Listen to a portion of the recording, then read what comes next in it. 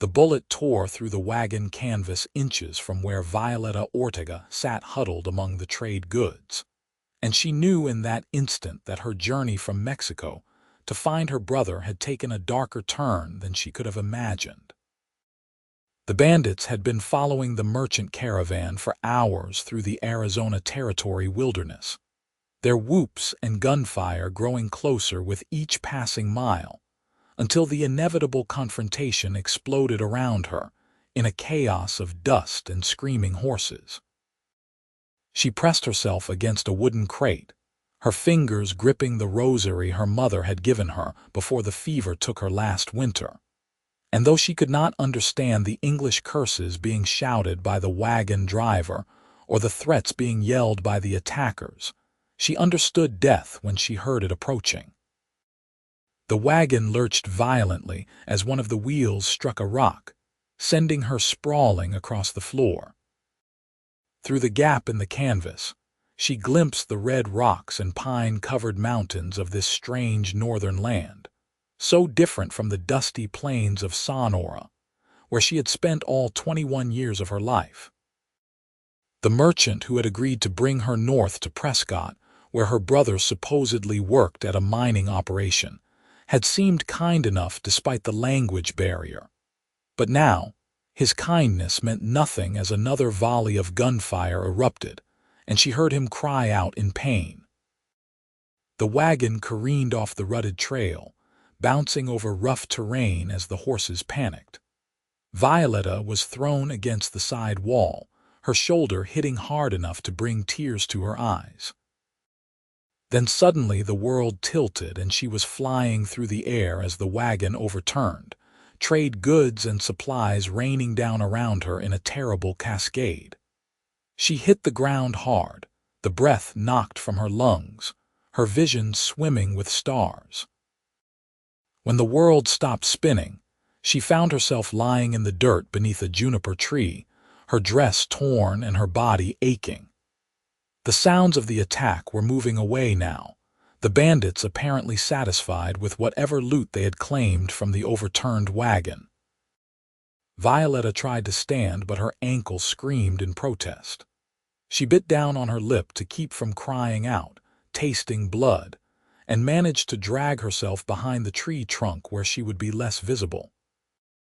The afternoon sun beat down mercilessly, and she realized with growing horror that she had lost her water canteen in the chaos. The merchant wagon was perhaps 50 yards away, lying on its side like a dying animal, and she could see no movement from where the driver had fallen. She was alone in a wilderness she did not know, unable to speak the language of this territory, injured and without supplies. Panic clawed at her throat, but she forced it down. She had not survived her mother's death, the dangerous journey from Sonora, and the poverty that had nearly starved her just to die alone under a juniper tree in Arizona. She waited until the sun began its descent toward the western peaks before attempting to move again. Her ankle had swollen inside her boot, but she found she could hobble if she used a broken branch as a makeshift crutch. She made her way slowly to the overturned wagon, calling out in Spanish to see if the merchant driver might still be alive, but received no answer. When she finally reached the wreckage, she found him lying motionless in the dirt, his eyes staring unseeing at the cloudless sky. She whispered a prayer for his soul and forced herself to search the scattered debris for anything useful. She found a dented canteen that still held some water, a wool blanket that had somehow avoided being stolen, and a small leather pouch containing a few coins and what looked like a letter of introduction to someone in Prescott. The letter meant nothing to her since she could not read English, but she tucked it into her bodice along with the coins. As darkness began to fall, she realized she faced a choice: stay with the wagon and hope someone would come along the trail, or try to make her way toward what she hoped was Prescott. The decision was made for her when she heard coyotes calling in the gathering dusk. She wrapped herself in the blanket and began limping along the trail in the direction the wagon had been heading before the attack. The moon rose full and bright, casting silver light across the landscape of red rocks and twisted trees. Her ankle throbbed with each step, but fear drove her forward. She had no idea how far she was from the town, or even if she was heading in the right direction. The night grew cold and she shivered despite the blanket. Several times she had to stop and rest, leaning against rocks or trees, sipping sparingly from the canteen. Once she heard something large moving through the brush nearby and she froze, her heart hammering, until whatever it was moved away. The stars wheeled overhead in patterns she did not recognize, and she felt the full weight of how far she was from home, from everything familiar. Dawn found her stumbling along a creek bed, her throat parched despite the water she had rationed through the night. She knelt by the flowing water and drank deeply, splashing her face and trying to clean some of the dirt and blood from her torn dress. In the growing light, she could see smoke rising in the distance, beyond a line of hills. Smoke meant people. Smoke meant civilization, help, perhaps even Prescott itself. She forced herself to her feet and continued on, following the creek upstream toward the source of the smoke. The sun climbed higher and the day grew warm, then hot. Her ankle was a constant agony now, and she knew the swelling had gotten worse. She was light-headed from hunger and pain, but the smoke drew her onward like a beacon. It was mid-morning when she crested a rise and saw the ranch spread out below her in a wide valley. Several buildings clustered around a main house, with corrals holding horses and cattle grazing in fenced pastures beyond. The smoke rose from the chimney of what appeared to be a bunkhouse. She nearly wept with relief. Violetta half walked, half slid down the slope toward the ranch, no longer caring about stealth or caution. She needed help, and she needed it desperately.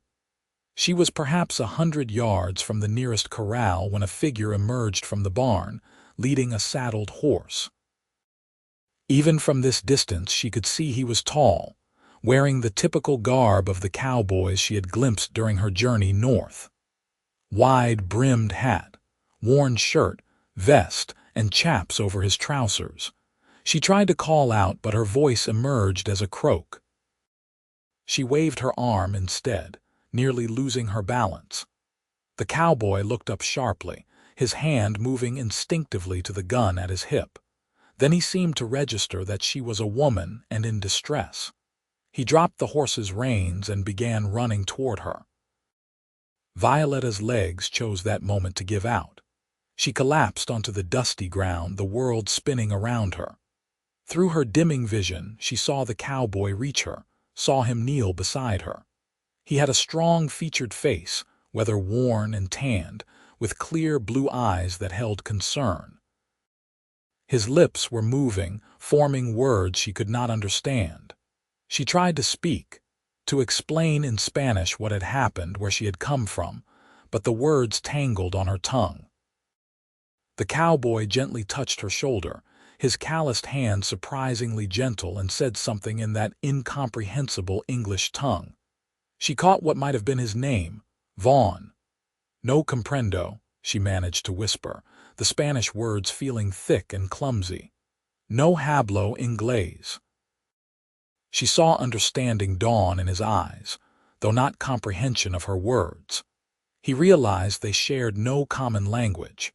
For a moment, they simply looked at one another, this injured Mexican woman and this Arizona cowboy, separated by tongues but united in the fundamental human need to communicate. Then Vaughn Ellis did something that would replay in Violetta's memory for the rest of her life. He reached out and took her hand in his grip warm and steady and strong. His blue eyes held hers, and though she could not understand the words he spoke, the meaning came through clear as mountain water. She was safe now, he would help her, she was not alone. "Words aren't everything," he said softly, though she did not know those specific words. but she felt them in the gentle pressure of his hand, in the calm certainty of his gaze. He helped her to her feet, taking most of her weight as she tried to keep pressure off her injured ankle. He spoke over his shoulder, calling out, and two more men emerged from the bunkhouse. They hurried over, and there was a rapid exchange in English, the other men's eyes widening as they took in Violetta's bedraggled state. One of them, older with a graying beard, gestured toward the main house while the other, younger and nervous-looking, ran ahead to open the door. Vaughn half carried Violetta toward the house, his arm around her waist, supporting her weight with easy strength. She caught a scent of leather and horse and honest sweat, not unpleasant.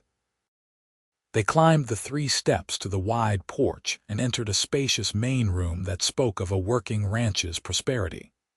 Furniture that looked handmade but sturdy, colorful woven rugs on the wooden floor, and a massive stone fireplace dominating one wall. A woman emerged from what appeared to be a kitchen, wiping her hands on her apron.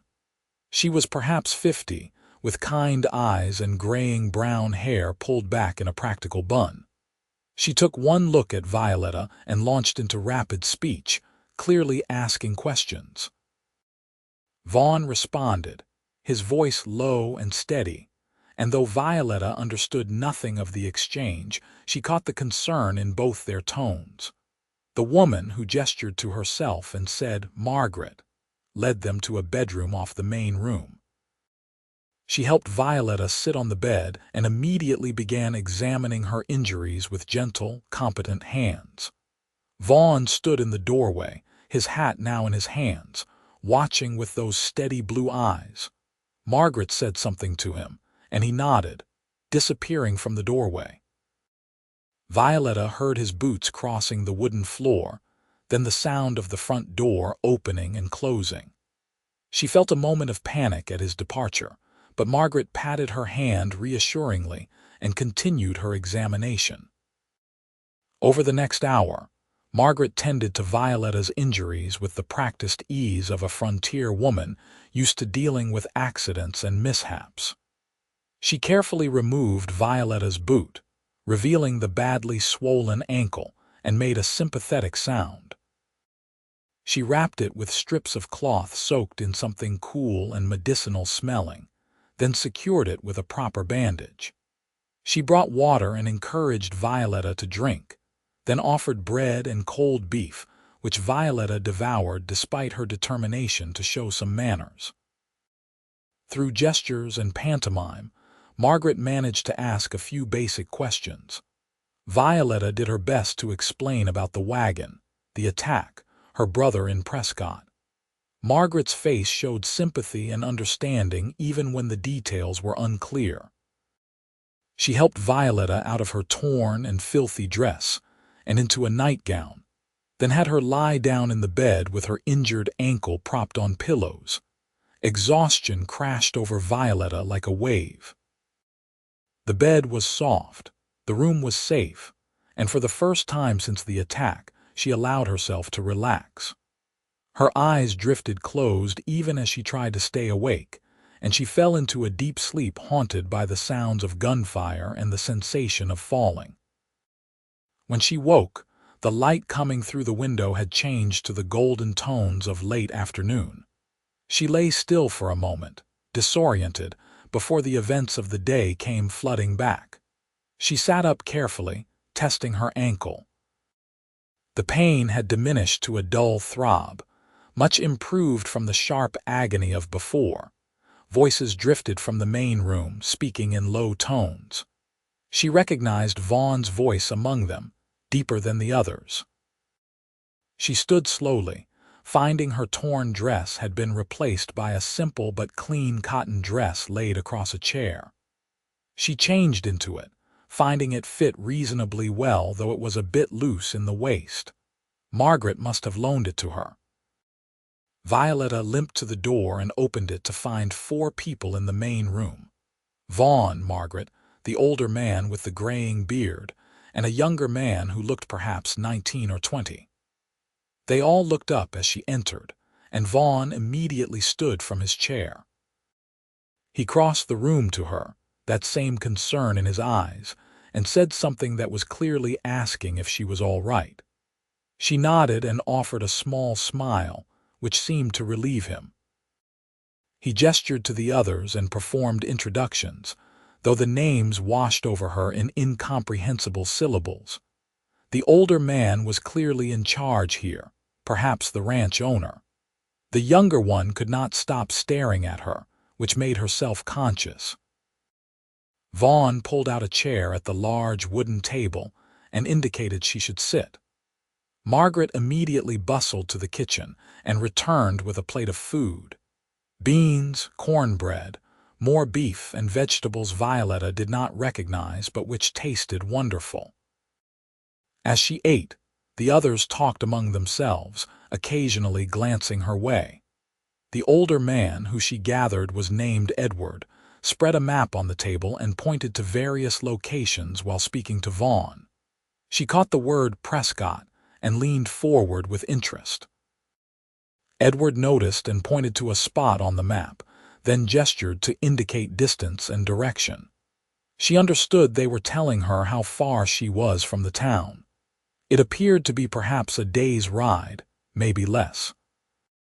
She touched her chest and said Hermano, then pointed to the map where Edward had indicated Prescott. She repeated Hermano and made gestures she hoped conveyed family, someone she was looking for.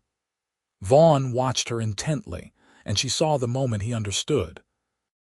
He said something to Edward, who nodded thoughtfully. A conversation ensued that clearly concerned her, though she could only catch glimpses of meaning from their gestures and tones.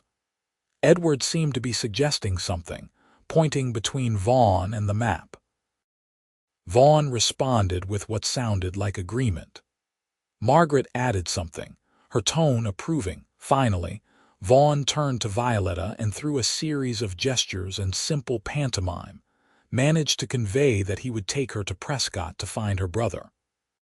He pointed to himself, then to her, then traced a path on the map to the town. He held up fingers to indicate 2 days, then seemed to reconsider and held up 3 fingers instead, glancing at her bandaged ankle. Relief and gratitude flooded through Violetta. She reached out and took his hand, squeezing it in thanks, her eyes filling with unexpected tears. "Gracias," she said, her voice thick with emotion. "Gracias, señor." Vaughn's weathered face softened and he squeezed her hand gently in return. "Vaughn," he said, pointing to himself.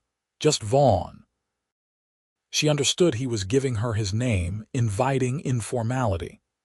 "Violetta," she replied, touching her own chest. He repeated it slowly, his American accent making it sound different but not unpleasant. "Violetta." Then he said something else, still holding her hand, and though she did not know the words, she heard the kindness in them. The younger man said something with an edge of humor to his tone, and Vaughn released her hand, shooting the younger man a look that could have curdled milk. Margaret laughed and swatted the young man with her dish towel, scolding him in a way that needed no translation.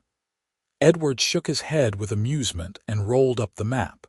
That evening passed in a strange but not uncomfortable way. The language barrier remained an impenetrable wall between Violetta and her hosts, yet they found ways to communicate the essentials.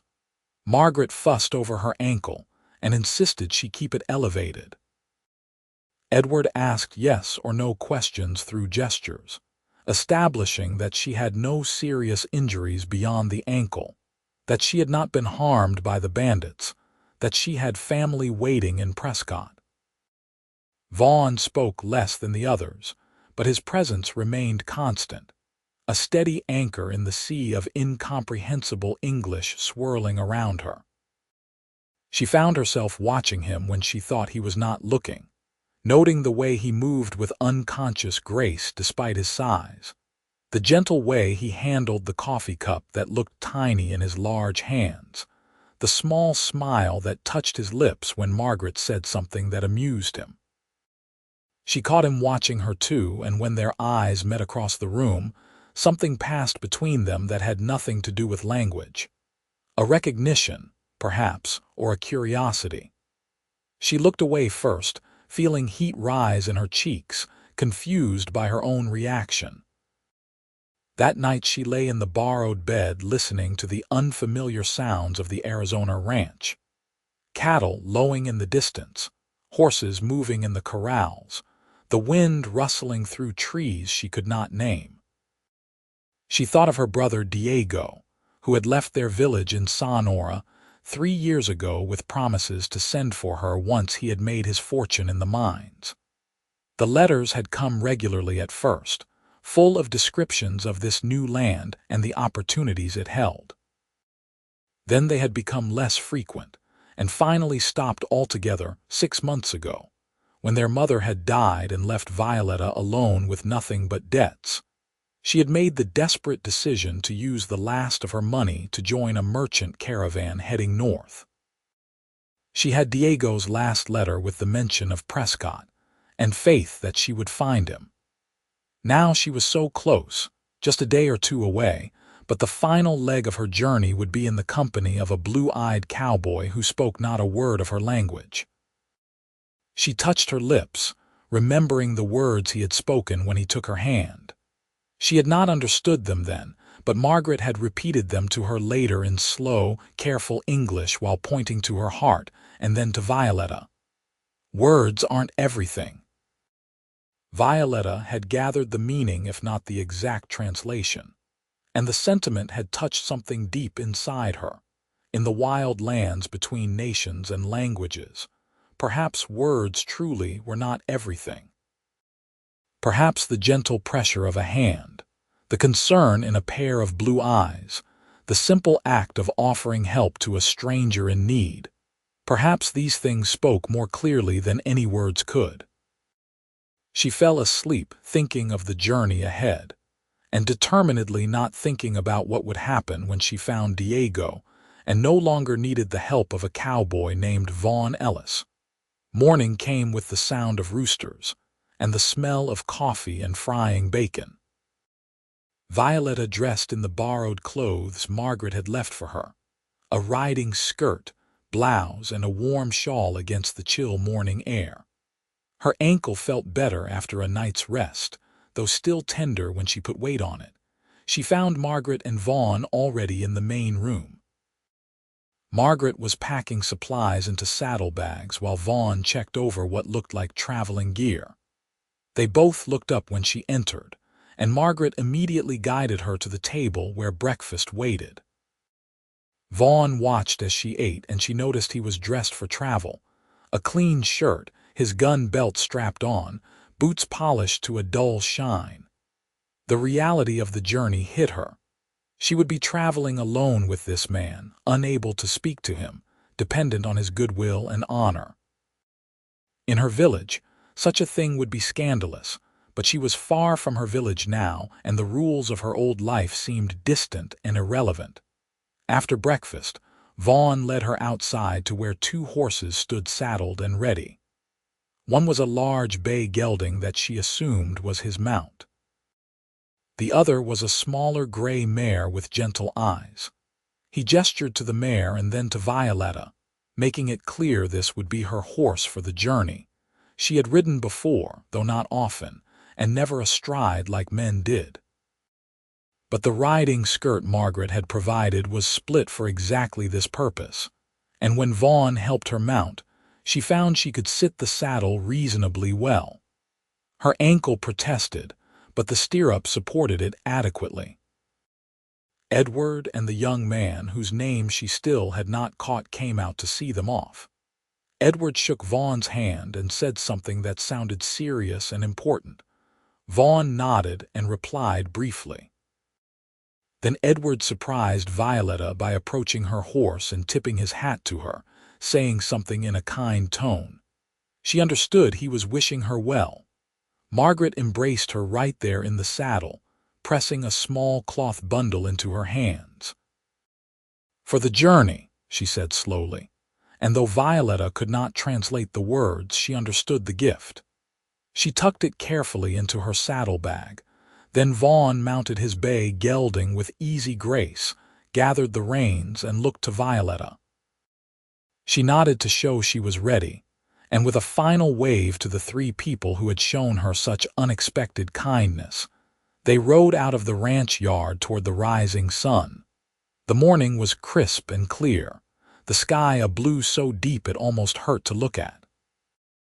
They rode through rolling hills covered with juniper and pine, following what appeared to be a well-used trail.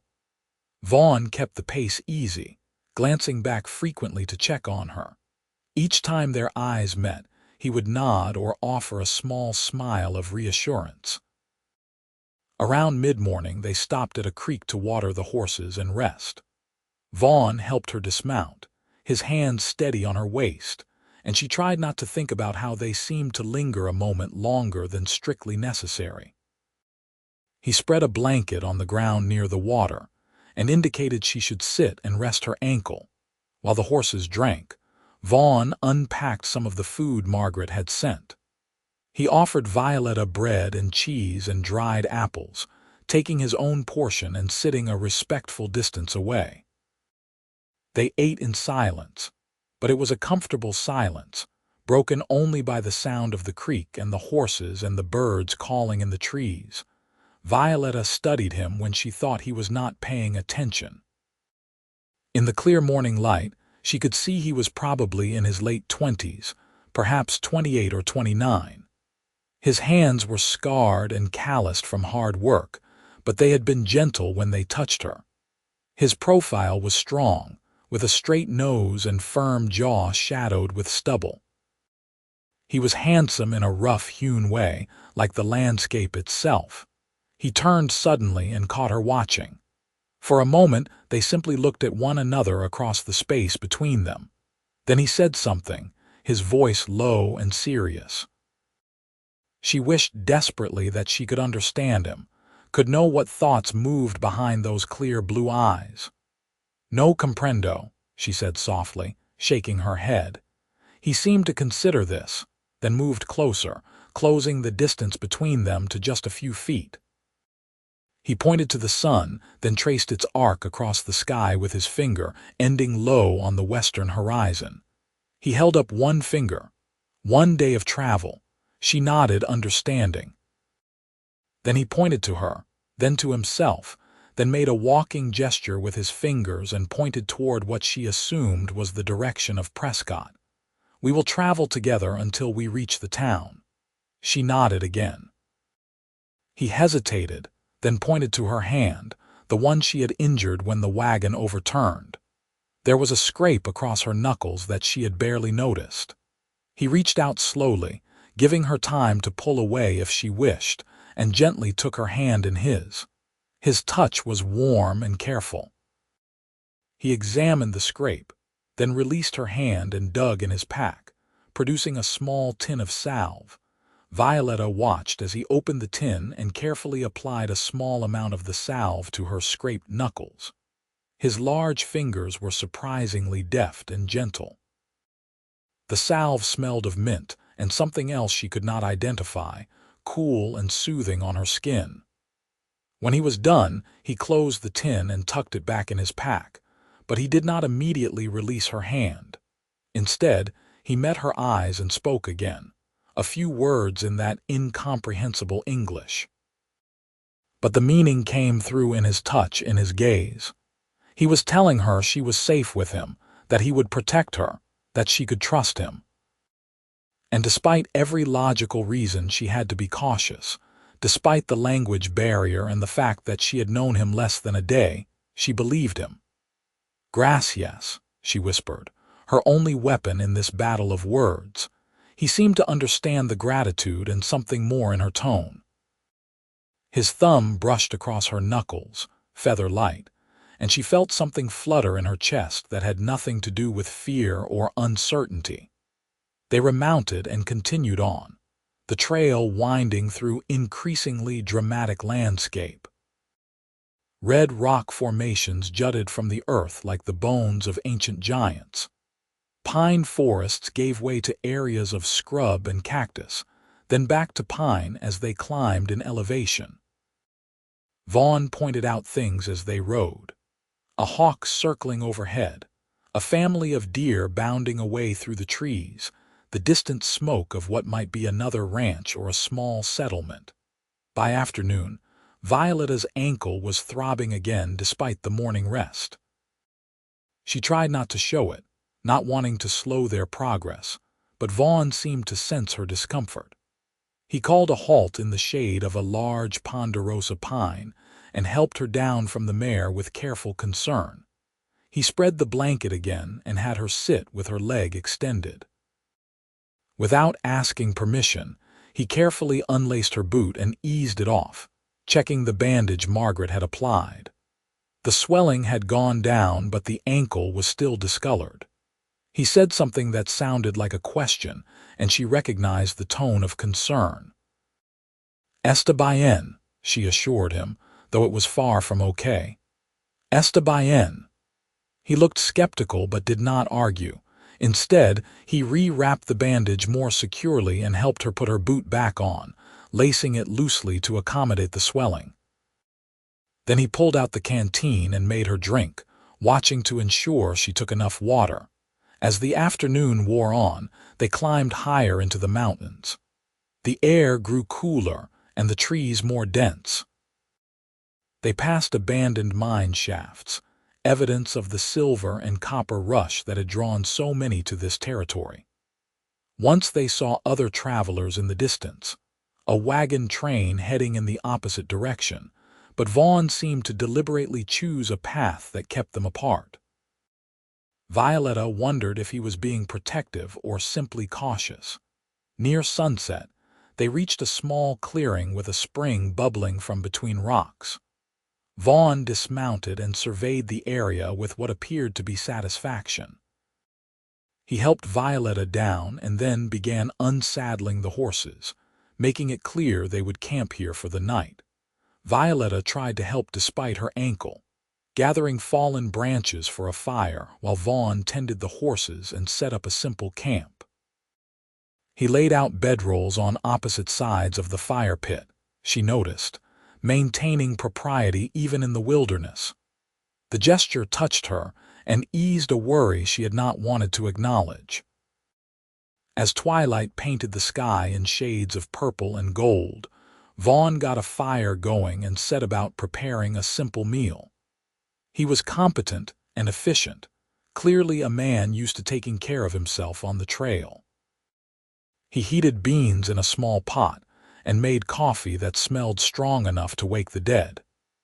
They ate sitting by the fire, the flames dancing between them, creating an intimate circle of light in the gathering darkness. The night sounds of the forest surrounded them. The hoot of an owl, the rustle of small creatures in the underbrush, the occasional distant howl of a coyote. The fire crackled and popped, sending sparks spiraling up toward the emerging stars. Violeta pulled the shawl tighter around her shoulders against the mountain chill and watched Vaughn across the flames. He was whittling a piece of wood with a small knife, his hands moving with practiced ease. The firelight cast shadows across his face, highlighting the strong bones and the small lines around his eyes. She wondered what his life had been like, what had brought him to this ranch in the Arizona territory. Did he have family somewhere? A woman waiting for him? The thought brought an unexpected pang of something that felt uncomfortably like jealousy. As if sensing her scrutiny, he looked up, and their eyes met across the fire. For a long moment, they simply gazed at one another, and Violeta felt her breath catch. There was something in his expression, a warmth and intensity that made her pulse quicken. She should look away, she knew. It was not proper for an unmarried woman to hold a man's gaze so boldly, but she could not seem to make herself break the connection. Vaughn set aside his whittling and rose to his feet in one fluid motion. He walked around the fire and approached her, moving slowly as if giving her time to object. When she did not, he sat beside her on the log she was using as a seat, close enough that she could feel the warmth of his body in the cool night air. He said something, his voice low and rough. She shook her head helplessly, frustrated beyond measure by the wall of language between them. How could she tell him that despite knowing him for barely a day, despite not understanding a word he said, she felt safer with him than she had felt since her mother died? How could she explain that, when he looked at her the way he was looking at her now, something inside her responded in a way that was both thrilling and terrifying? Vaughn seemed to struggle with his own frustration at the language barrier. Then, as if making a decision, he slowly reached out and took her hand, just as he had that first morning when she collapsed near his ranch. His grip was warm and strong and steady. "Words aren't everything," he said again, the same phrase from that first day. This time she recognized the sounds, even if she could not translate them. She squeezed his hand in response, her heart pounding. "No," she agreed softly in Spanish. "Words are not everything." They sat like that, hands clasped, watching the fire burn down to embers as the stars wheeled overhead. Violetta knew she was treading dangerous ground. She was a proper Mexican woman, raised with strict ideas about behavior and reputation. Holding hands with a man she was not engaged to, a man she had just met, a man who was not even of her culture or language, should have filled her with shame. But instead she felt only a sense of rightness, as if her hand belonged in his, as if this moment by the fire under the Arizona stars was exactly where she was meant to be. Eventually, the cold drove them to their separate bedrolls. Vaughn banked the fire and checked the camp perimeter one last time before lying down. Violetta wrapped herself in her blankets and tried to sleep, but she remained acutely aware of his presence just across the fire, close enough that she could hear his breathing slowly deepen as he fell asleep. She finally drifted off thinking of his hand in hers, and wondering what she would do when they reached Prescott, and their reasons for being together came to an end. The second day of travel dawned clear and cold. Frost glittered on the grass and their breath made clouds in the morning air. Vaughn had the fire rebuilt and coffee made before Violetta fully woke, and she emerged from her bedroll to find him offering her a steaming cup with a small smile. They broke camp efficiently, both of them moving with better coordination than the day before, as if they were learning to anticipate each other's movements. Violetta's ankle felt better after the night's rest, and she managed to mount her horse without assistance, earning an approving nod from Vaughn. The trail descended from the mountains into a wide valley, and in the distance, Violetta could see buildings clustered together. Her heart leaped. Could that be Prescott? After so long, after so many miles and so much hardship, could she finally be approaching her destination? Vaughn noticed her excitement and said something, pointing to the distant town. He held up his hand and made a gesture she interpreted as meaning they would reach it by afternoon. So close. Diego could be there right now, going about his day, with no idea his sister was approaching. But along with the excitement came an unexpected sadness. Once she found Diego, she would have no reason to remain in Vaughn's company. He would return to his ranch and his life, and she would become nothing more than a story he might tell someday. The Mexican woman who spoke no English that he helped that one time. The thought made her chest tight. They stopped at midday to rest the horses and eat a quick meal. Vaughn was quieter than usual, his expression thoughtful. Several times she caught him looking at her with an intensity that made her pulse race, but when she met his eyes, he would look away. As they prepared to remount, Violetta's mare suddenly shied, startled by a snake sliding through the grass. Violetta, her injured ankle making her less stable than usual, lost her balance and would have fallen if Vaughn had not moved with lightning speed to catch her. She found herself pressed against his chest, his arms wrapped around her, her hands gripping his shoulders for balance. For a frozen moment they stood like that, so close she could see the small flecks of gray in his blue eyes, could feel the solid strength of his body against hers. His gaze dropped to her lips and her breath caught. Was he going to kiss her? Did she want him to? But Vaughn stepped back, releasing her carefully, his expression conflicted. He said something that sounded like an apology and turned to calm her skittish mare.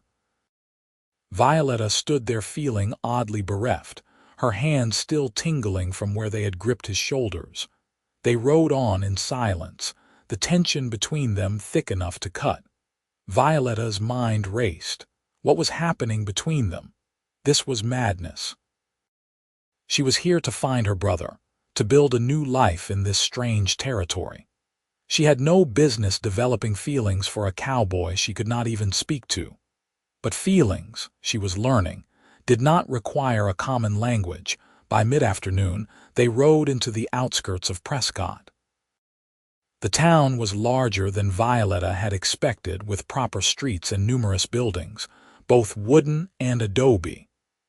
People moved along the wooden sidewalks going about their business. Cowboys, merchants, women in proper dresses, Chinese laborers, Mexican families. The diversity surprised her. She had expected a purely American town. Vaughn led them to a stable where he arranged for the horses to be tended, conducting business with the stable owner in quick, efficient English. Then he turned to Violetta and through gestures asked her about her brother.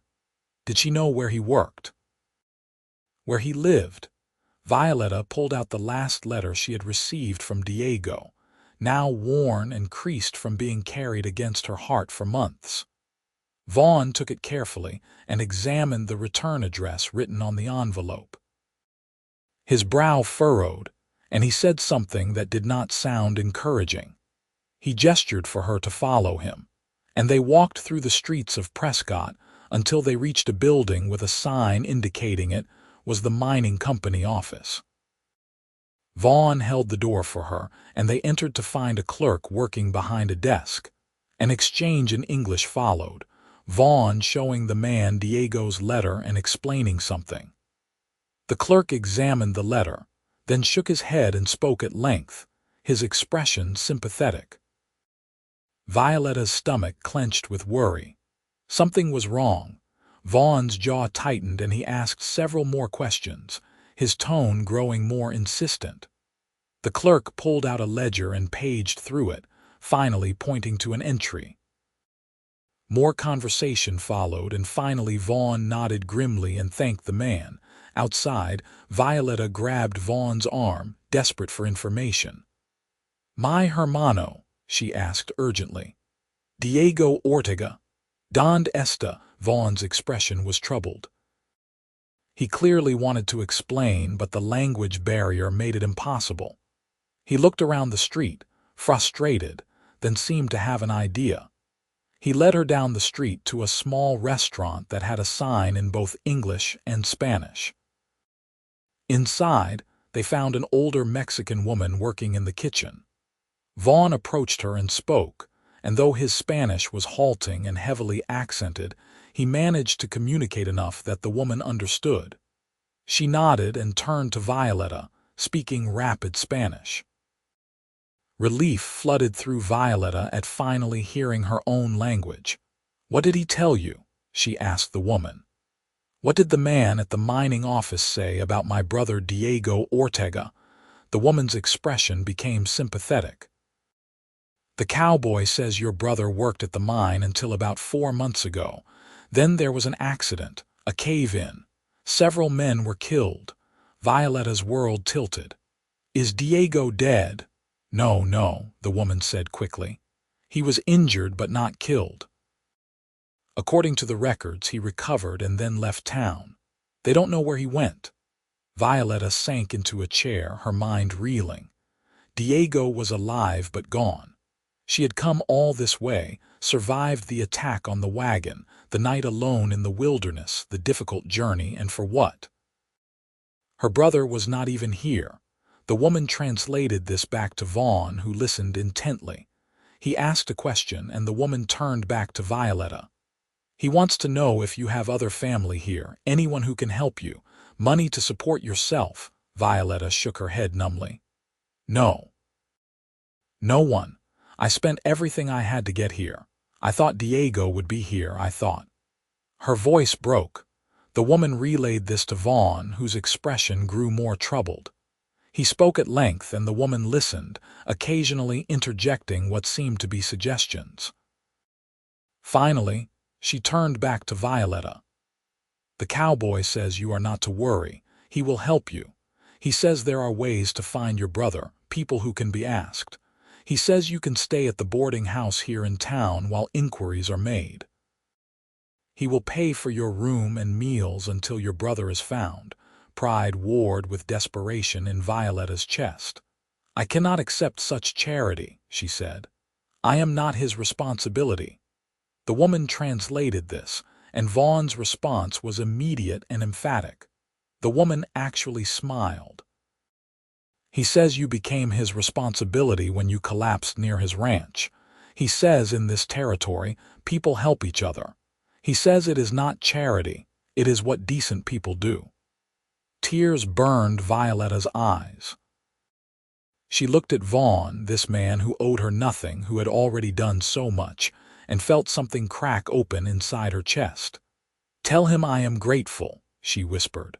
Tell him I do not know how to thank him. The woman translated, and Vaughn's severe expression softened. He crossed to where Violetta sat and knelt so he was at her eye level. He took her hand, and that now familiar gesture brought fresh tears to her eyes. He spoke, and the woman translated. He says you need not thank him. He says he is glad he could help. He says you are very brave to have come so far alone, and he knows you will find your brother. Violetta looked into those blue eyes, saw the sincerity there, the kindness, and something else she was afraid to name. Tell him. She began, then stopped, not sure what she wanted to say. Vaughn waited, patient, his hand warm around hers. Tell him he has shown me that good people exist in this world, she finally said. Tell him I will never forget his kindness. The woman translated, and something shifted in Vaughn's expression. He said something short and intense, never taking his eyes from Violetta's. He says you should not forget, the woman translated, a knowing smile in her voice.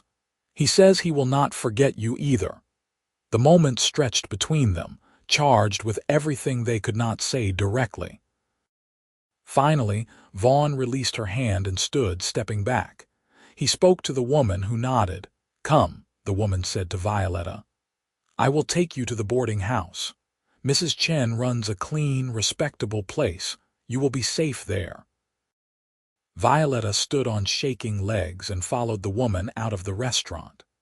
Vaughn came with them, carrying the few possessions Violetta had accumulated. They walked through the streets to a tidy two-story building where the woman knocked firmly on the door. A Chinese woman in her 40s answered, and a conversation ensued between her, the Mexican woman, and Vaughn. Money changed hands, Vaughn pressing coins into Mrs. Chen's palm despite her protests that it was too much. Finally, everything was arranged. Mrs. Chen led Violetta inside to a small but clean room on the second floor. A bed, a washstand, a window looking out onto the street. Simple but adequate. The two older women left to give Violetta privacy to settle in, and she found herself alone with Vaughn in the small room. He set her belongings on the bed and turned to face her. They stood there, just a few feet apart, and the weight of everything unspoken pressed down on Violetta until she could barely breathe. Vaughn said something, his voice rough. She shook her head helplessly, and frustration flashed across his face.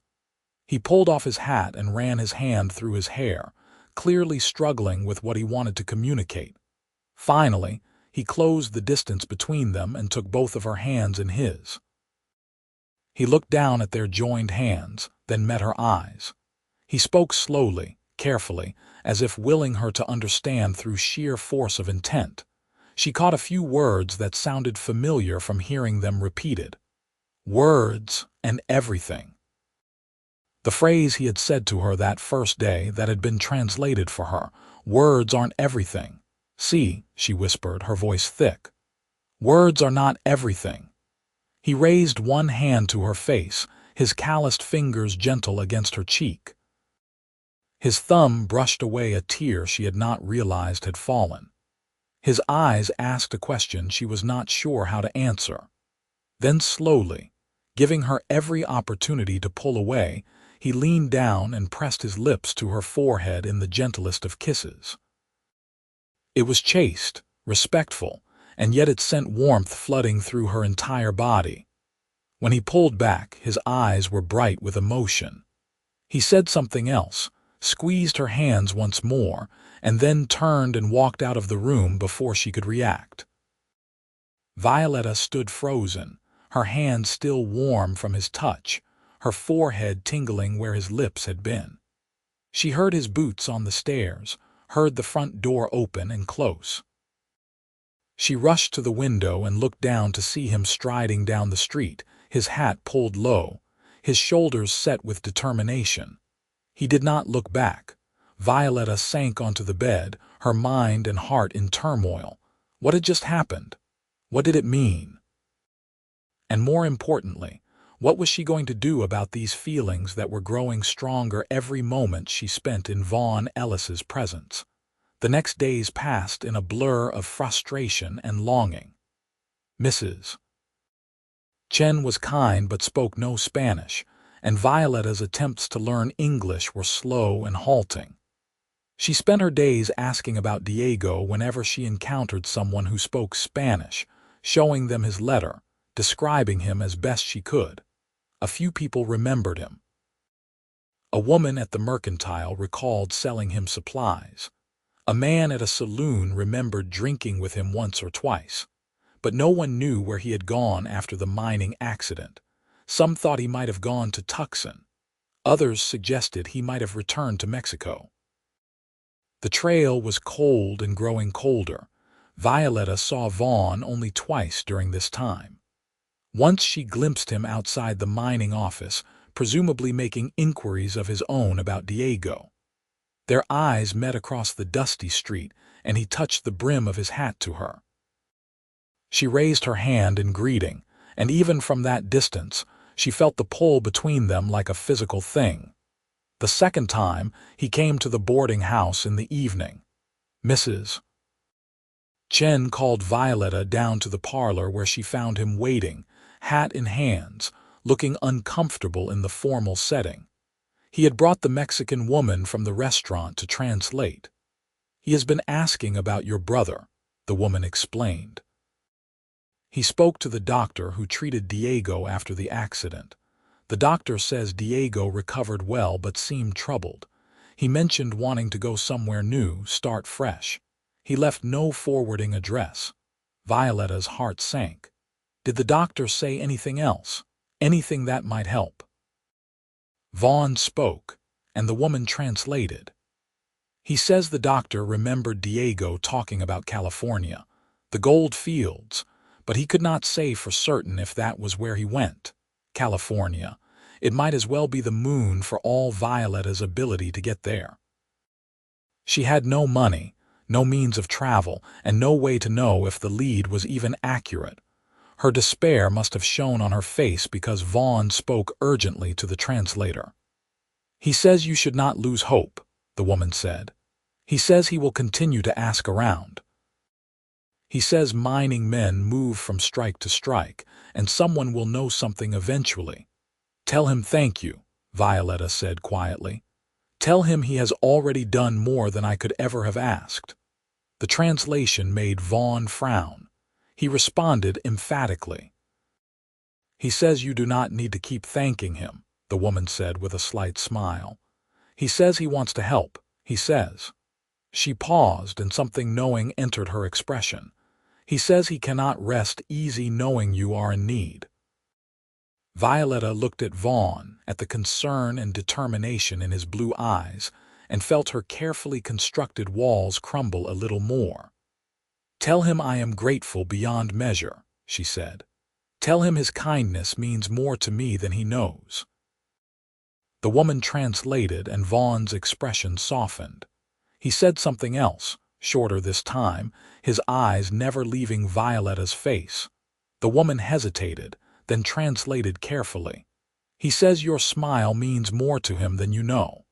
The air in the room seemed to thicken.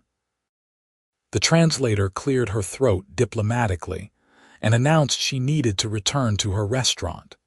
She excused herself, leaving Violetta and Vaughn alone in the parlor. They stood there, the language barrier between them as impenetrable as ever, but something else flowing beneath it, a current of feeling that needed no words. Vaughn took a step toward her, then seemed to catch himself. He looked toward the doorway where Mrs. Chen could be heard moving around in the kitchen, aware that they were not truly alone. Violetta made a decision driven by impulse and desperation. She crossed the room to the small writing desk in the corner and pulled out paper and a pencil. She gestured for Vaughn to join her. He approached cautiously, curious. Violetta sat and began to draw, her hand moving quickly across the page. She was no artist, but she could render basic shapes. She drew a simple figure of a man and a woman holding hands. She pointed to the woman, then to herself, then to the man and to Vaughn. Understanding dawned in his eyes. She was proposing they find a way to communicate beyond words, through pictures and gestures. He pulled a chair close to hers and took the pencil from her hand. He drew a crude map, marking what she assumed was the ranch where they had met, then the trail they had followed, then Prescott. He pointed to each location and she nodded, understanding. Then he drew something that took her a moment to interpret. A sunrise. He pointed to it, then held up 3 fingers. 3 days, 3 sunrises. He pointed to himself, then to the map, specifically to the ranch he was leaving. In 3 days he would return to the ranch. Pain lanced through Violetta's chest, sharp and unexpected. Of course he had to leave. He had a life, responsibilities. He could not stay in Prescott indefinitely helping a woman he barely knew search for her missing brother. She had no right to expect otherwise. She nodded to show she understood, not trusting her voice even if he could have understood the words. Vaughn must have seen something in her expression because his own face creased with concern. He reached out and tilted her chin up gently with his finger, forcing her to meet his eyes. He said something, his voice intense and urgent. She shook her head helplessly, tears threatening. He made a frustrated sound and stood abruptly, pacing the small parlor like a caged animal. Then he returned to the desk and drew with quick, almost angry strokes. He drew the ranch again, and then he drew what was clearly meant to be Violetta, placing her at the ranch. He pointed to it emphatically, then to her, then back to the drawing. It took her a moment to understand what he was offering. He wanted her to come to the ranch, to stay there. But why? As what? A servant, a guest, something else? The ambiguity made her uncertain how to respond. In her culture, unmarried men and women did not simply live under the same roof without it meaning something specific. But this was not her culture, and she did not know the rules. Vaughn watched her face, clearly trying to gauge her reaction. When she remained silent, uncertainty flickered across his features. He drew another figure next to the picture of Violetta at the ranch. A woman in a dress, clearly meant to be Margaret. He pointed to the figure, then said Margaret to make his meaning clear. The ranch woman would be there as chaperone, protector. It would be proper. Violetta felt relief in something else, something that might have been disappointment. He was offering her a safe place to stay, nothing more. It was generous and kind and exactly what she should want. She nodded acceptance. "Sí," she said. "Thank you, gracias." But Vaughn was not done. He drew one more figure, this one clearly meant to be a man in working clothes. He pointed to the figure, then gestured to himself, then made working motions, hammering, lifting, building. He pointed to Violetta again and made a gesture that seemed to indicate teaching. He was offering her work, something to do at the ranch, a way to earn her keep rather than accepting charity. Her pride, which had been bruised by weeks of dependence, swelled with gratitude. "See," she said more firmly. "Yes, I will come." The smile that broke across Vaughn's face was like the sun emerging from clouds. He stood and pulled her to her feet, and for a moment she thought he might embrace her. But he simply held her hands, squeezing them gently, his eyes bright with something that looked like relief and joy and other things she was afraid to name. They stood like that until Mrs. Chen appeared in the doorway, clearly checking on the propriety of the situation. Vaughn released Violetta's hands and stepped back, but his eyes remained on her face. He said something to Mrs. Chen, who nodded and responded. Then he turned back to Violetta, touched the brim of his hat in farewell, and left. Violetta watched from the parlor window as he walked down the darkening street, his tall figure soon disappearing into the shadows. Her mind raced with questions and uncertainties, but beneath it all ran a current of anticipation. She would see him again in 3 days. She would go to the ranch and stay there with him nearby. It was not a solution to her problems. Diego was still missing, her future still uncertain, but it was something. It was a door opening when she had thought all doors closed. And the man who had opened it, the cowboy with blue eyes and gentle hands who spoke not a word of her language, had somehow become the center of her world. The 3 days passed with agonizing slowness. Violetta spent them learning what English she could from Mrs. Chen, who proved to be a patient teacher despite the language barrier between Chinese and Spanish. She learned basic words: hello, thank you, yes, no, food, water. It was a start, however small. She also spent time mending and washing the clothes Margaret had loaned her, wanting to be useful when she arrived at the ranch. Mrs. Chen watched her with knowing eyes and said something in Chinese that Violetta could not understand, but which sounded approving. On the morning of the 3rd day, Violetta woke before dawn, too nervous to sleep. She dressed carefully and packed her few belongings, such as they were. When she came downstairs, she found Vaughn already waiting in the parlor, his hat in his hands, looking as nervous as she felt. Their eyes met and held, and a small smile touched his lips. He said something that she had learned was a greeting, and she responded with her carefully practiced English. "Hello, Vaughn." His smile widened at her attempt, and he responded in equally careful, slow Spanish. "Buenos dias, Violetta." They were trying, both of them, to build a bridge across the divide of language. It was clumsy and imperfect, but it was something. Mrs. Chen appeared with a packet of food for the journey and some words of wisdom that Violetta only partially understood, but which seemed to amount to be careful and be good. She embraced Violetta warmly, and Violetta found herself tearing up at the kindness of this woman who had welcomed a stranger. Then Vaughn was helping her onto her horse, the same gentle gray mare she had ridden before, and they were riding out of Prescott as the sun rose over the mountains. The town fell away behind them, and Violetta felt as though she were leaving one life and riding toward another, though she could not have said what that new life might hold.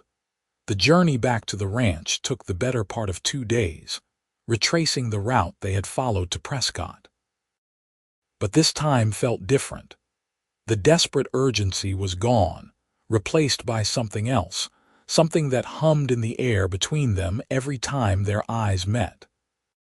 They communicated through the pidgin language they were developing, a mix of simple English and Spanish words, gestures, and increasingly, through comfortable silences that needed no words at all. Vaughn pointed out birds and plants, teaching her their English names. She taught him Spanish words in return, laughing at his pronunciation and earning grins when he got something right. On the first night, they camped again under the stars. This time when Vaughn spread the bedrolls, he placed them closer together than before, though still respectfully apart. They sat by the fire after their simple meal, and Vaughn pulled out the piece of wood he had been whittling on their first journey. In the firelight, Violetta could see it had taken shape. A small horse, rendered with surprising detail and skill. Vaughn made a few more careful cuts, blew away the shavings, and then offered it to her. "For you," he said in careful Spanish. "Para ti." Violetta took the carved horse, turning it over in her hands, touched beyond words by the simple gift. She looked up at him, the firelight dancing across his features, and felt her heart swell. "Es hermoso," she whispered. "Beautiful." Their eyes locked across the small space between them. Vaughn reached out and tucked a strand of hair behind her ear, his fingers lingering against her cheek. "Hermosa," he repeated softly, though she knew from his tone he was not talking about the carving. She should pull away. She should maintain proper distance. But instead, she found herself leaning into his touch, her eyes drifting closed for just a moment, savoring the gentleness and warmth of his hand against her skin. When she opened her eyes, Vaughn was closer, near enough that she could feel his breath against her face. His eyes asked permission, and she found herself nodding, just the smallest movement, but it was enough. He kissed her softly, carefully, as if she were something precious that might break. His lips were gentle against hers, asking rather than demanding. Violetta's first kiss had been a clumsy, stolen thing from a boy in her village years ago. This was nothing like that. This was tenderness and question and promise all wrapped together. When he pulled back, his eyes searched hers with concern, clearly worried he had overstepped. But Violetta smiled, a real smile that came from somewhere deep inside, and watched relief and joy flood his features. "Violetta," he said, just her name, but it held volumes. They sat close after that, his arm around her shoulders, her head resting against his chest where she could hear the steady beat of his heart. No more words passed between them that night, but none were needed. Something had shifted, settled into place, and when they finally retreated to their separate bedrolls, Violetta carried the warmth of his kiss with her into sleep. The ranch appeared on the horizon near sunset of the second day, and Violetta felt an unexpected sense of homecoming at the sight. They rode into the yard to find Edward and Margaret emerging from the main house, clearly having spotted their approach. Margaret's face lit up with genuine pleasure at seeing Violetta, and she hurried over to help her dismount, speaking rapidly in English and gesturing in a way that clearly indicated welcome. Edward shook Vaughn's hand and said something that made Vaughn's ears redden slightly. The young ranch hand, whose name Violetta had finally learned, was Thomas, led the horses away while Margaret ushered Violetta into the house. She was given the same room as before, and Margaret brought her fresh water and towels, chattering away in English that Violetta only partially followed but appreciated nonetheless. That evening they all gathered around the big table for dinner. It felt almost like family, Violetta thought, though she was careful not to let herself lean too heavily on that feeling. She was here as a guest and a worker, nothing more. Whatever was growing between her and Vaughn would have to unfold carefully, properly. But across the table, Vaughn's eyes found hers repeatedly, and each time their gazes met, she felt that same flutter in her chest, that same sense of rightness that defied logic or language. After dinner, Edward pulled out a letter that had arrived while Vaughn was away. Vaughn read it, his expression growing thoughtful. He spoke to Edward at length, occasionally glancing at Violetta. She caught her brother's name, Diego, and leaned forward with interest. Vaughn noticed and switched to his halting Spanish, speaking slowly so she could understand. Letter. From friend, in Tucson. Says Mexican man named Diego worked there 3 weeks ago, then left. Violetta's heart leaped. Diego, he is sure it was Diego Ortega. Vaughn frowned, trying to find words. Not sure, maybe. Man had injury from mine accident, match your brother. It was the first real lead she had gotten. Diego had been in Tucson 3 weeks ago. The trail was not as cold as she had feared. But Tucson was far to the south, several days' travel, and she had no means to get there. As if reading her thoughts, Vaughn spoke again. I go to Tucson. Ask questions. Find Diego. No, Violetta said immediately. You have done too much already. I cannot ask this of you. Vaughn's expression grew stubborn. He switched to English, speaking to Margaret, who listened, and then turned to Violetta. Through gestures and the few Spanish words Margaret knew, she managed to convey Vaughn's message. He wanted to help. It was not a burden. He would not rest easy until Violetta's brother was found and she was safe. Violetta felt tears prick her eyes. Why? She asked in Spanish, looking directly at Vaughn. Why do you do this for me? You owe me nothing. Vaughn stood and came around the table to where she sat. He knelt beside her chair and took her hand, heedless of the others watching.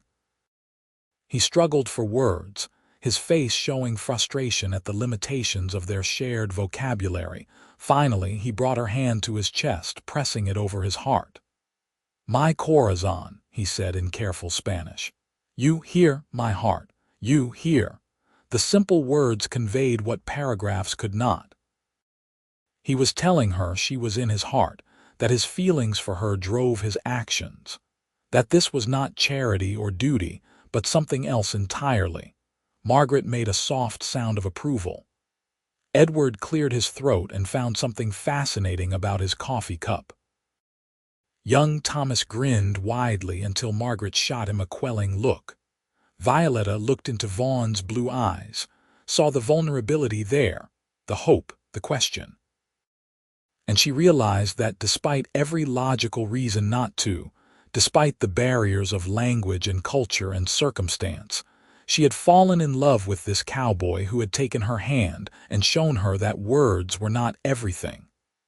My corazón también, she whispered. My heart also. Vaughn's face transformed with joy. He raised her hand to his lips and kissed her knuckles gently, his eyes never leaving hers. Then, aware they had an audience, he stood and returned to his seat, but the smile never left his face. Margaret spoke to Edward in rapid English, gesturing between Vaughn and Violetta.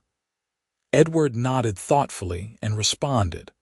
A brief discussion ensued, and finally Margaret turned to Violetta with a warm smile. Through gestures and simple words, she conveyed that Violetta was welcome to stay at the ranch as long as she needed, that she could help with cooking and mending and other household tasks, that she was considered a friend, not a servant. Gratitude overwhelmed Violetta. These people, this family of sorts, had accepted her with open hearts despite the language barriers and cultural differences. She had been so alone for so long, and now she had found not just help, but genuine kindness. The next weeks fell into a comfortable pattern. Violetta worked alongside Margaret, learning the rhythms of ranch life. She discovered she had a talent for cooking and took over many of the kitchen duties. She mended the men's clothes and helped with the endless laundry. She learned more English every day and taught Spanish to anyone willing to learn. And she fell more deeply in love with Vaughn Ellis with each passing day. He was patient and kind, teaching her to ride properly and showing her the boundaries of the ranch.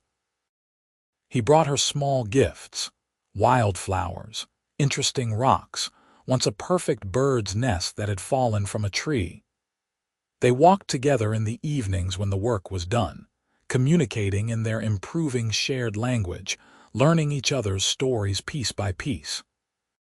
She learned that he was 29 years old, that he had come to Arizona Territory 5 years ago from Kansas, that he had no living family except a sister somewhere back east he had not seen in years. He had worked his way up from ranch hand to Edward's most trusted man, practically a partner in the operation.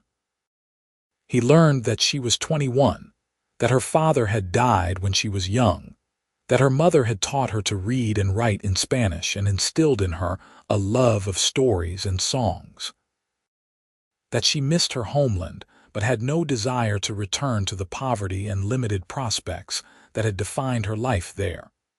Their relationship deepened slowly, properly, under Margaret's watchful but approving eye.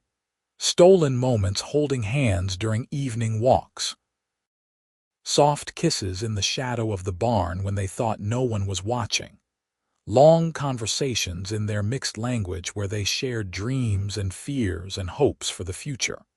A month after Violetta arrived at the ranch, a rider came with news. Vaughn's friend in Tucson had sent word. He had found Diego Ortega.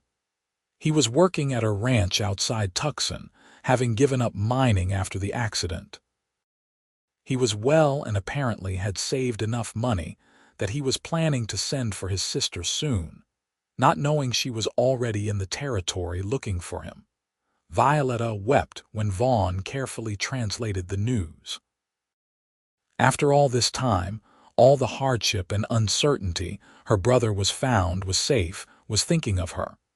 Relief and joy flooded through her, but alongside the joy came a painful realization. With Diego found, she had no reason to stay at the ranch.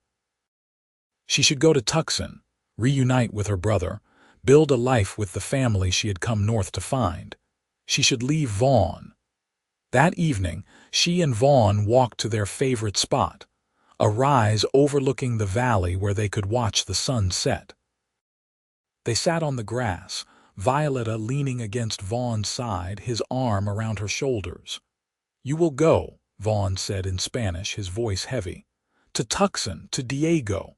"I should," Violetta agreed, her heart breaking. "He is my family." "Yes," Vaughn said.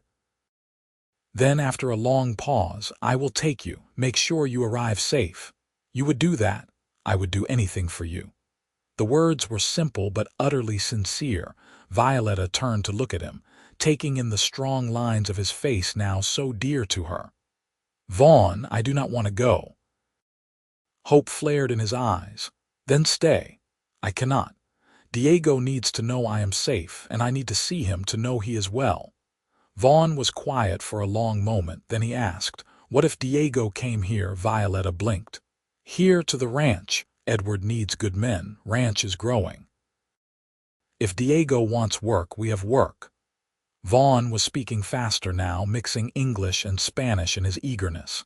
"He comes here, you see he is well, he works, you stay, everyone together." "You would do that, offer my brother a position. I told you, I would do anything for you." Vaughn cupped her face gently in his hands. "Violetta, I love you, mi enamor de ti, you understand." Tears spilled down her cheeks. "See, I understand, and I love you, ti amo." Vaughn kissed her then, deep and sweet and full of promise. When they finally broke apart, both breathing hard, he rested his forehead against hers. "Marry me," he whispered in English, then repeated it in Spanish. "Casate conmigo." "Yes," Violetta breathed. "Sí, yes." They sat wrapped in each other's arms as the sun painted the sky in shades of orange and gold, making plans for their future. Vaughn would write to Diego, extending the offer of work and explaining that Violetta was safe and well. If Diego agreed, he would come to the ranch and they could all be together. If not, Vaughn and Violetta would travel to Tucson together and sort things out there, but one way or another they would find a way to be together. When they returned to the ranch house hand in hand, Margaret took one look at their faces and let out a whoop of joy. She hugged Violetta tightly and then pulled Vaughn into an embrace as well, talking rapidly in English about weddings and dresses and celebrations. Edward shook Vaughn's hand with genuine warmth and congratulated them both. Young Thomas just grinned and said something that made Vaughn cuff him lightly on the shoulder while trying not to smile. That night, Violetta lay in bed holding the carved horse Vaughn had made for her heart full to bursting. She had come to Arizona Territory seeking her brother, seeking security and family. She had found all of that, but she had also found something she had not known to look for. A love that transcended language, that needed no words to be understood, that had taken root in the fertile soil of kindness and compassion and grown into something strong and true. Diego's response came 3 weeks later. His letter, translated by Vaughn with improving skill, was full of relief and joy at learning Violetta was safe. He explained that he had been injured and lost months of work, which was why he had not sent money or written. He had been planning to send for her as soon as he had saved enough, not knowing she had already made the perilous journey north. He accepted Edward's offer of work with gratitude and said he would arrive within the month. The day Diego rode into the ranch yard, Violetta was hanging laundry in the yard. She heard the horse and looked up to see a figure that was achingly familiar despite the months apart. She dropped the sheet she was holding and ran. "Diego!" She cried, and her brother dismounted and caught her in his arms, both of them laughing and crying at once. They spoke rapidly in Spanish, words tumbling over each other in their haste to share everything that had happened. Diego looked older, thinner, with a scar on his forearm from the mining accident, but his eyes were the same and his embrace was as solid and safe as she remembered. Vaughn emerged from the barn and approached slowly, giving the siblings their reunion. When Violetta finally pulled back from her brother, she grabbed Vaughn's hand and pulled him forward. "Diego, this is Vaughn Ellis," she said in Spanish. "The man I am going to marry." Diego's eyes widened and he looked between his sister and the tall cowboy with clear assessment. Vaughn met his gaze steadily and Diego seemed to find what he was looking for. He extended his hand. "Thank you," Diego said in careful English, "for protecting my sister." Vaughn shook his hand firmly. "She is my corazon," he said in Spanish, the words now familiar and dear. "I will always protect her." Diego smiled and clapped him on the shoulder. "Then welcome to the family, hermano." The wedding took place 2 months later in Prescott's small church. The entire town seemed to turn out for the celebration, word having spread of the romance between the cowboy and the Mexican woman who had fallen in love, despite sharing no common language. Violetta wore a dress that Margaret had helped her sew, white cotton with lace at the collar and cuffs. Vaughn wore his best shirt and a new vest, his hair slicked back and his face clean-shaven. They stood before the priest, who conducted the ceremony in both English and Spanish so both could understand the vows they were making.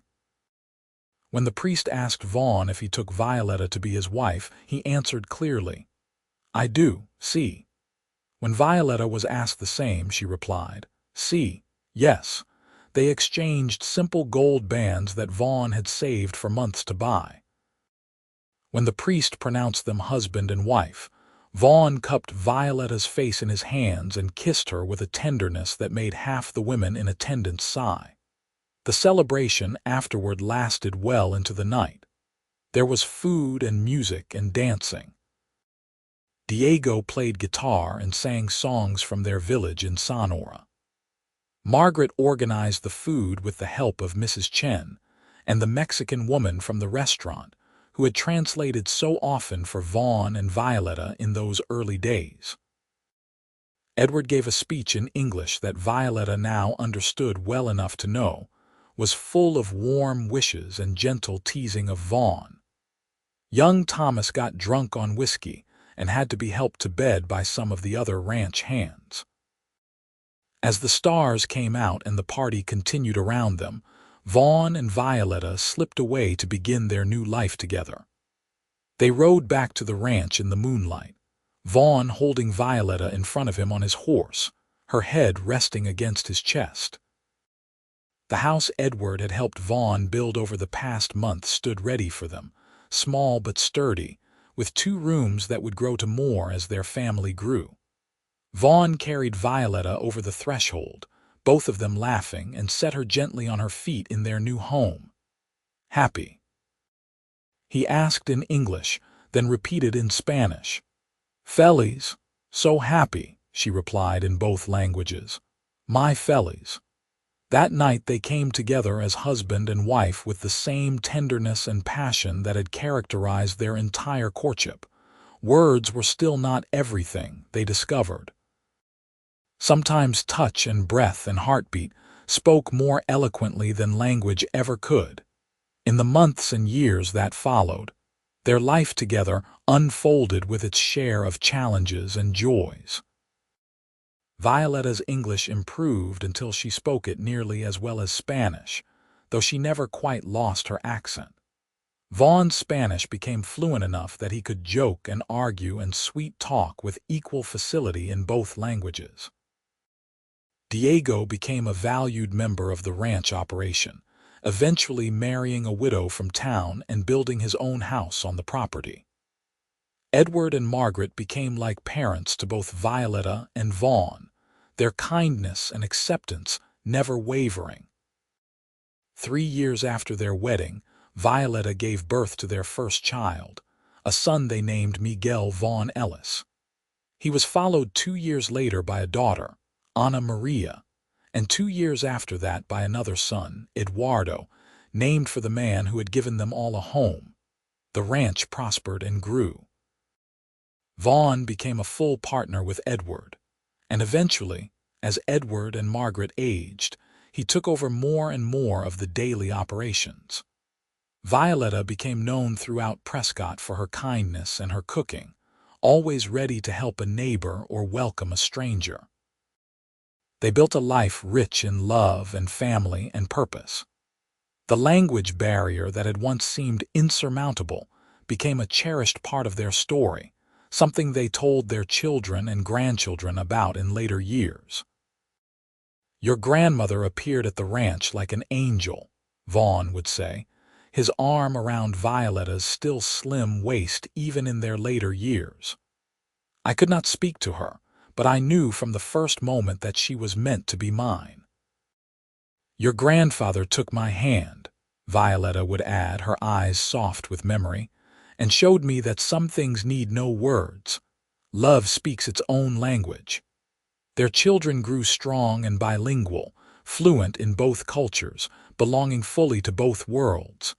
Miguel became a rancher like his father. Ana Maria married a doctor and moved to Prescott, where she raised her own family. Eduardo became a teacher, educating children in both English and Spanish. Diego's children and Vaughn and Violetta's children grew up together, more like siblings than cousins. The ranch became a gathering place for family celebrations, a testament to what could be built when people chose kindness over fear, love over suspicion, connection over isolation. On their 25th wedding anniversary, Vaughn and Violetta rode out to their favorite spot overlooking the valley, just as they had done countless times over the years. They were older now, streaks of gray in their hair, lines on their faces earned through years of hard work and laughter and tears. But when Vaughn took Violetta's hand, the same current of love and recognition flowed between them as had on that first day. "I have loved you from the moment I saw you stumbling toward the ranch," Vaughn said in Spanish, the language he now used when he wanted to speak most tenderly to his wife. "I have loved you from the moment you took my hand and showed me I was not alone," Violetta replied in English, the language she had learned for him.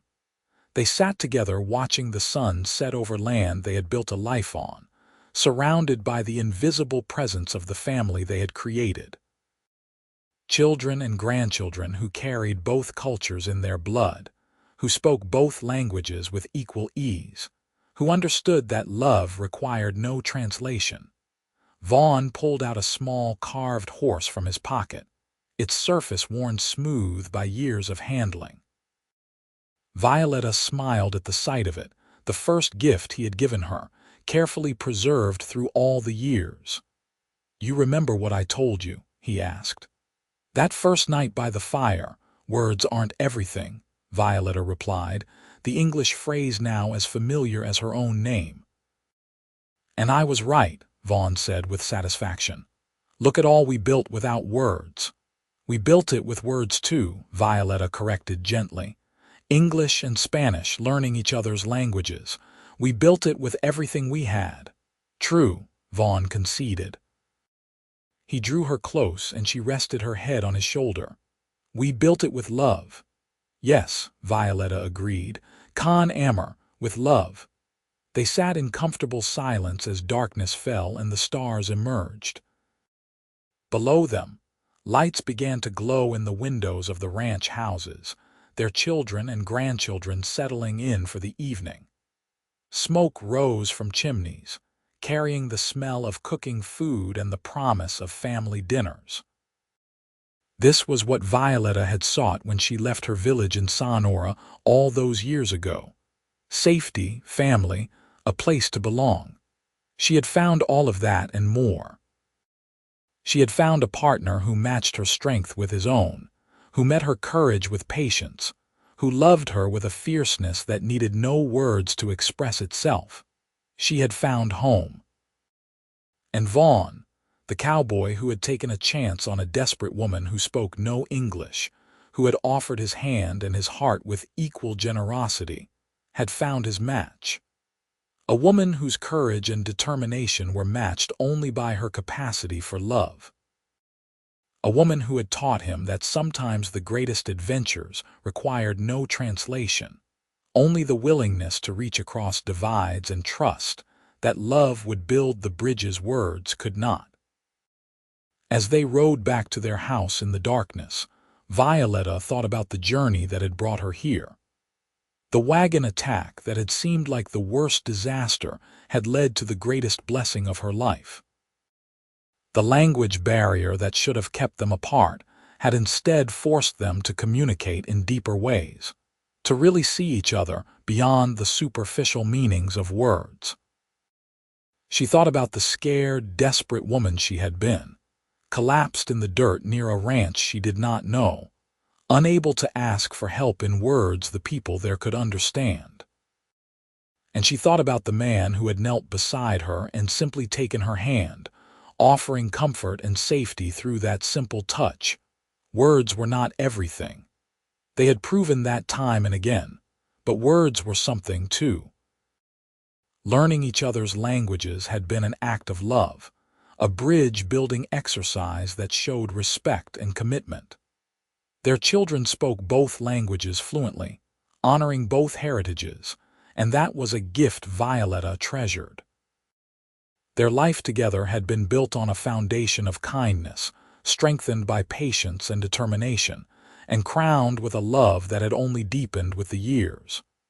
There had been challenges, certainly, seasons of drought that tested the ranch, illnesses that frightened them, the normal struggles of raising children and building a life in a still wild territory. But through it all, they had faced everything together, hand in hand, heart to heart, building with words and without words a legacy that would outlast them both. When they reached their house, Vaughn helped Violetta dismount and they stood for a moment in the moonlight, arms around each other. "Thank you," Violetta said softly, "for taking my hand that day." "Thank you," Vaughn replied, "for not letting go." They walked inside together, into the house they had built, the life they had created, the future they had made possible through love and determination, and the willingness to see beyond the barriers to the human heart beneath. In the years that followed, their story became part of the fabric of Prescott's history. The cowboy and the Mexican woman who could not speak each other's language but found love anyway. Parents told it to children as an example of kindness to strangers. Young couples cited it as proof that love could overcome any obstacle. Vaughn and Violetta lived to see their grandchildren grown and married, to hold their great-grandchildren, and tell them stories of the old days when the territory was wild and unsettled. They grew old together with grace, their love a constant in a changing world. When Vaughn passed away at the age of 78, Violetta held his hand just as he had held hers on that first day. And though he was beyond words by then, she felt his love flowing through that touch, as clear and strong as it had been nearly 50 years before.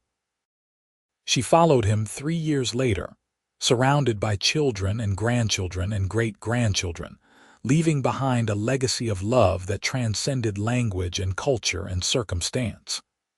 Her last words were in Spanish, the language of her birth, calling for Vaughn to wait for her. They were buried side by side on a hill overlooking the ranch, their headstones bearing inscriptions in both English and Spanish. Vaughn's read, "He showed that words aren't everything." Violetta's read, "She proved that love speaks all languages." And in Prescott, Arizona, their story lived on, passed down through generations, a testament to the truth that had brought them together and sustained them through a lifetime. That in the wild country between languages and cultures, love builds the strongest bridges of all, and sometimes the most important things we say to each other are spoken without words at all. The ranch continued to thrive under the management of their descendants, a mixing of cultures and languages that honored both Violetta's Mexican heritage and Vaughn's American roots. The little carved horse Vaughn had made for Violetta was passed down through the family, a treasured heirloom that reminded each generation of where they came from and what their ancestors had built together. And on quiet evenings, when the work was done and the family gathered for meals, they still told the story of the cowboy who could not speak Spanish and the Mexican woman who knew no English, of a hand extended in kindness becoming a lifeline, of love that needed no translator because it spoke directly to the heart. Words weren't everything, Vaughn had said, and Violetta had shown him he was right. Together, they had built something that lasted beyond words, beyond language, beyond even death itself. They had built a family, a legacy, and a love story for the ages. In the end, that was everything that mattered.